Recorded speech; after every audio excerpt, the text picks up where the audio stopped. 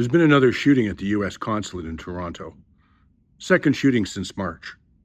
Now, there's been ties to terrorism with this in the past, many different instances, including a chain of events that has seen one Toronto police officer murdered while doing an arrest for someone responsible for the shooting at the consulate. There's also been shootings now at high-profile Jewish businesses and at synagogues. I'm going to give you my analysis as I sit down with Juno News, and they asked me to give my opinion from my background for what's actually going on here in Toronto. There's a message being sent, is what I'm saying. And who's sending the message and who's it meant for? Here's the interview.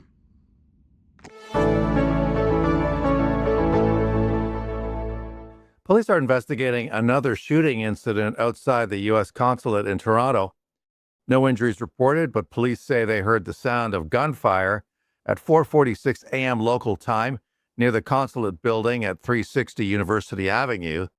They found a shell casing at the scene, and a white van was spotted leaving the area. No description available of the suspect yet. Premier Ford posted this on X: "I'm totally disgusted by the shootings and vandalism that took place in Toronto over the last few days, including at 2 Jewish-owned businesses over the weekend and near the U.S. consulate this morning. In all cases, active police investigations are underway. I expect all those responsible to be found, prosecuted, and punished to the fullest extent of the law." It's the second time this year the U.S. consulate in Toronto has been the scene of gunfire. It also happened on March the 10th. A small group of pro-Hamas protesters converged on a Jewish long-term care facility in North York.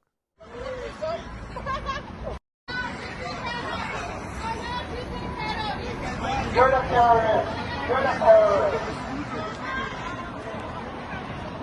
Well, no injuries were reported, but Conservative MP Roman Baber is calling on police to stop such activity. He posted this on X. Islamist thugs march outside an LTC home for Jewish seniors in North York. It's not free speech, it's harassment and intimidation. The same day, 2 bakeries are attacked. Get them out of our residential neighborhoods. Our guest today is security expert Ross McLean, bodyguard to the billionaires. Welcome to the show, Ross. Good to be with you, Mark. Important topic. Yeah, another shooting at the U.S. consulate. Nobody injured again, but these are troubling incidents, aren't they? They're more than troubling. They're a pattern, Mark. And the way that I look at these situations are through 2 different lenses. One, I used to be in law enforcement, so I know how the police look at it. Secondly, I worked in close protection, so I used to protect people against attacks like this and dealing with problems like that. And I also work corporately. So what I look at is I'm reading the tea leaves of what's going on here. And what I'm seeing is a series of criminal acts that are taking place that I think are designed to send a message, quite frankly. And I find it quite concerning, and I find it to be an escalation. Well, what sort of message do you think these people are trying to send, and who are these people? Well, let's go back to what we do know. We don't know everything. The police really tell very little whenever there's anything that's involved, that he's even remotely involved with terrorism, has been my experience. They do not speak about it in those terms, and they're not very forthcoming. But we've seen over the course of the last couple of years, we've, of course, had all of the marches, the anti-Israel marches going on. We have had the shootings at synagogues. We have had the previous shooting not more than 4 months ago at the U.S. consulate. We've had Jews that have been targeted with paint pellet guns that are being shot. This is the history that we're looking at. We also recently had information that the FBI had arrested a big player tied to Iran, who was apparently conducting a lot of these terror operations in North America, at least according to what the FBI has said, including the shootings at the synagogues and the shooting at the U.S. consulate. It's those, on the background of those things, that the police, just before FIFA started, did that raid, early morning raid on that apartment from a tip from, I believe, from the FBI about who was in there, that they were these are the ones who were doing the shootings, right? They would call them up, they'd get a shooter, they'd get a gun, they get a car, and they'd go and shoot whatever was done, take a video of it, so they got paid. And as you recall, Mark, horribly, a police officer died when they went to go execute that warrant. That's right. Right, a great copper. He gave his life during this. So after all this is announced, we've just had a guy arrested earlier, late last week, for promotion with Hamas, terrorism charges. We arrested him for it. And they said that, oh, the charges are 2 years old. They arrested him. He's out on bail with, of course, what else happens in Canada, but you're out on bail when you're charged with terrorism. Tamara Leach is shaking her head, wondering what she did wrong, right? He's out. Now we've got a shooting, boom, right at two Jewish cafes. One, the windows were broken. The other one was shot at. And then a shooting at the consulate, which they've all done before. So they're basically saying, as far as I can tell, we don't care what you say or what you do. We're going to carry on with our terrorism. And I think it's a huge escalation, Mark. Well, we know that the United States is locked in an escalating war. Well, I mean, I guess maybe it's de-escalating just very lately with Iran. We've heard stories of Iranian sleeper cells in the United States. I mean, it's not beyond the realm of possibility that they are in Canada, given the lax state of our security these days. But when you look at these incidents, nobody ends up getting hurt, at least in the two that there's been at the U.S. Embassy, or the consulate, rather. And so there might be a tendency by some to kind of not laugh them off, but not treat them very seriously. But I guess the danger here is that they're going to escalate, that they're going to get worse over time. What do you think? This is the danger. And this follows on the heels of, there was just apparently a terrorist-motivated car attack over in Germany. Last week, there was one visibly Jewish person who was older, who was knocked to the ground, wrecked his back, had his hip broken. There was another visibly Jewish person in New York that had someone take a screwdriver and they stabbed them viciously with it. This is all leading up to it. And then we have this shooting into this seemingly innocent little place, Mark. But let me tell you, people do not know the message behind what this little place is. Okay, the place that was shot up is a little bagel bar at Yonge and St. Clair. That's a very special little bagel bar. I mean, on my understanding, it was founded by a Holocaust survivor, given over to someone else, and they've kept the name for it.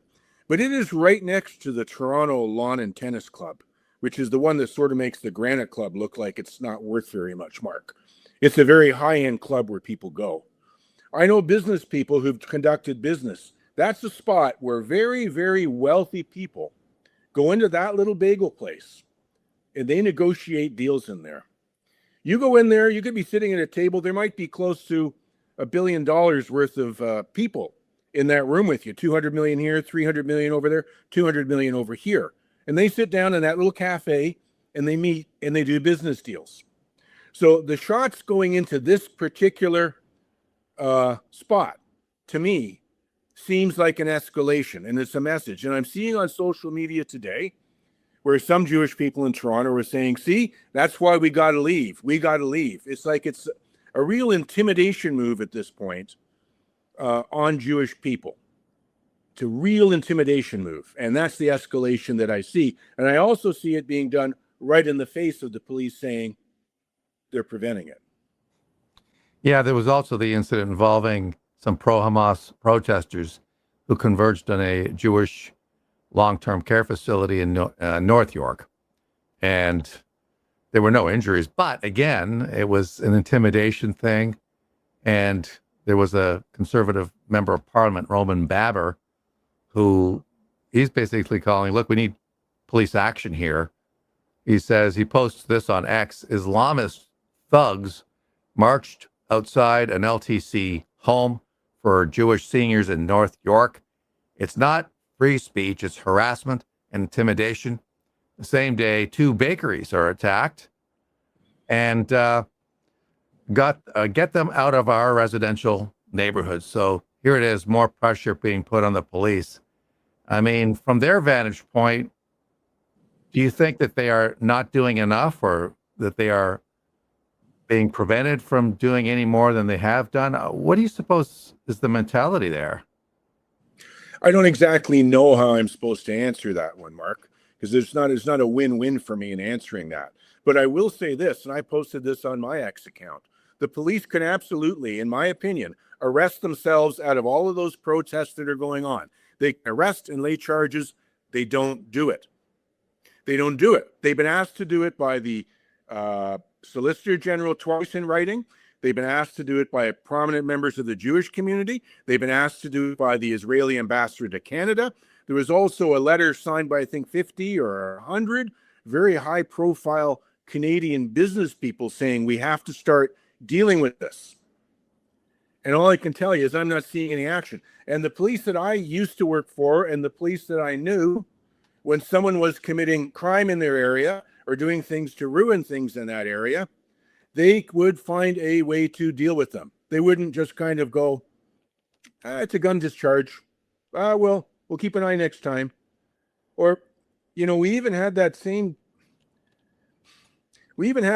deputy Barreto, the one who said at the Salsa shootings that Toronto's a safe city, right? And he got railed for that because he's saying it right at the scene where a mass shooting had taken place. He was also the person who, when he spoke to the Jewish community earlier in a video that was taken down off social media, explained how it's kind of, and I'm going to paraphrase here, but it's hard to look after the Jews that well because we've got other crimes we have to deal with too. We can't be everywhere at once. And he kind of sort of played it down. That's my interpretation of the words that he used. So what I'm seeing is a lack of emotion about attacks taking place on Jews in Canada. And let me tell you, when I worked doing security details, I did not want to have the place that I was in charge of security go down and have a mass robbery or lose millions of dollars. I certainly didn't want any client I was doing close protection with being taken out by someone or beaten up or something while I'm supposed to be on the job. To me, that would be a stain on your reputation. I would be angry if that sort of thing was happening, and I would not tolerate it. But we're not seeing that level of response to that. And so I'll leave it to people to figure out why they think it is. That's what I think it is based on my experience on dealing with these things. There doesn't seem to be the energy to want to deal with this. Yeah, on the Consulate shooting, we hear of this white van leaving the area. We know that there are cameras in the area. And we've spoken about this in the past. I mean, you would think that busy part of the city would have captured a license plate or something, at 4:46 this morning, but nothing, at least so far. And the other thing I wanted to ask you about was, given the anti-American sentiment in Canada, I wonder if police, at least some of them, might be tempted to drag their feet on this investigation. I want to believe that they are total professionals, and yet I can't help but think that they're also humans, and they might be subject to many of the same anti-American sentiments that we have seen elsewhere in Canadian society. What do you think? Yeah, I think there's a real problem with that. And look at, this is not going to be lost on anybody. This was the second shooting at this consulate in less than 4 months. Into our ally, the people that we're negotiating trade with. Are we opening the Gordie Howe Bridge today? We're supposed to be. Hopefully that goes forward. But is the President of the United States going to be a little bit ticked? Hey, why are you letting my consulate be shot up? Right? This could have other ramifications here. And it's happening during these delicate negotiations. And where I'm kind of lost too is, like you said, what happened in front of the consulate, 4:45 in the morning. I'm led to believe by news reporting, they had a police officer sitting in a cruiser, a marked cruiser, out in front of the consulate. Okay, which number one is not a good way to protect any place sitting in a car. You can't see out of it. That's not a good way to be protecting something. But the whatever rolled up, the Civic rolled up and fired at least one shot that we know of. Then they claim that the car was pursued all the way to the Don Valley Parkway and Bloor Street, is what I'm getting from the reporting. And then they just continue the pursuit. Now, all these police cars have got dash cams on them. There's cameras all over downtown Toronto. There's things that they can do. Someone said, where's the helicopter that we have? Well, the helicopter wasn't up at the time that we spent the money for the helicopter for it. So I just find the lack of information to be a telltale to the energy that's being put into it. From my point of view, and seeing what we see on the public side. So you think that something is going on here with respect to the willingness of police to throw everything they have in terms of investigating this? Do I hear you correctly on that? All I can tell you is what the appearances are of what I see. I know that just before the Walk for Israel, right, the year before, and I did a video on this on my channel, I called the police out for making the Jews walk through a wall of shame and hate, a whole tunnel of hate. And I said, you better move these people at least 50 meters back. You better make, and they did. They came through after a shaming that went on. They were asked about it in press conferences.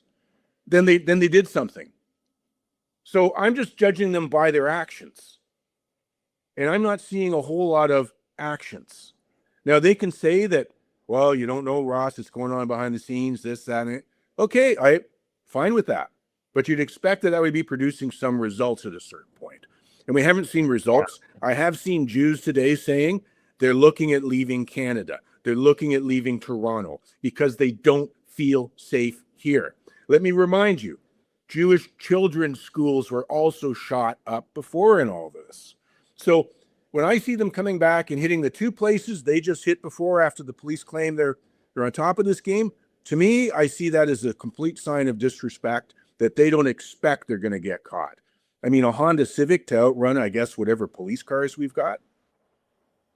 Yeah, and I'm wondering if it's straight from the top with the mayor. I mean, how much is she involved in this? I mean, where is the determination on her part to do more rather than seemingly, I'm not saying she's completely ignored the issue, but she doesn't seem to treat it with the seriousness that some people think it should be treated with. You have the premier who issued a strong statement today. I am totally disgusted by the shootings and vandalism that took place in Toronto over the last few days, including at 2 Jewish-owned businesses over the weekend and near the U.S. Consulate this morning. In all cases, active police investigations are underway. I expect all those responsible to be found, prosecuted, and punished to the fullest extent of the law. But if I heard you correctly earlier, Ross, we could be looking at a hired gun type of situation where somebody gets paid, I don't know, $1,000 to go down and fire a shot at the U.S. consulate. And this guy may not even know who's paying him. You know, it could be in Bitcoin, Correct. cash transfers. Even if you were to get this guy, and I'm not saying it's not worth, absolutely, you know, you get to the perpetrator and you arrest and you go after him. But how much does he know about the people who may have put him up to it? You know what I'm saying? No, absolutely. And that may have been the case on the ones before. But I bring you back to the results that we are seeing, right? We are seeing places shot up, consulates shot up. And like I said, this shooting into this one particular location, I mean, as a security guy, I'm protecting some of my billionaire clients that are in Forest Hill. I'd be telling them that that was meant to send a message to the very wealthy Jews. That's what I would be telling my clients. I said, we're going to have to up your security. We're going to have to look after you a little bit better, because it's just, all it takes is, like you said, you go from the one guy who's commissioned for $1,000 to fire a shot to a true believer who wants to finish the job, right? It's not that big a step. And I remind you, we just arrested someone last week for the promotion of terrorism, I think was the charge, with Hamas. Yeah. And we have this today. So for me, the red lights are going off as a private security person and as someone who would have to look after the safety of people. The Jews are all walking around looking over their shoulders. Do I look like I'm a visible Jew when I go out now? What do I have to do? I go to my synagogue. Am I going to have somebody shooting at me when I come out of my synagogue? These are legitimate questions. But I don't see a seriousness from anybody standing up and saying, this is not going to happen in my town anymore. It starts with that. You got to send the message to the bad guys, and then you got to go get the bad guys. And I know there are plenty of plenty of very experienced police officers who could deliver that message and deal with it. But for some reason, that message isn't getting sent. Yeah. There's the question. How do people find you online, Ross? They can catch me over on my YouTube at McLean Chronicles on X. I've got some videos that covers off some of this. I'll be doing another video on this a little bit later, and on my X at McLean Chronicles. Ross McLean, thank you so much for coming on the show. Appreciate it. Thank you, Mark. If you enjoyed the show, consider supporting great independent journalism by becoming a premier member of Juno News. Please go to junonews.com/straight up. You can find the link below. It helps us do what we do here. Thank you so much. We'll see you next time.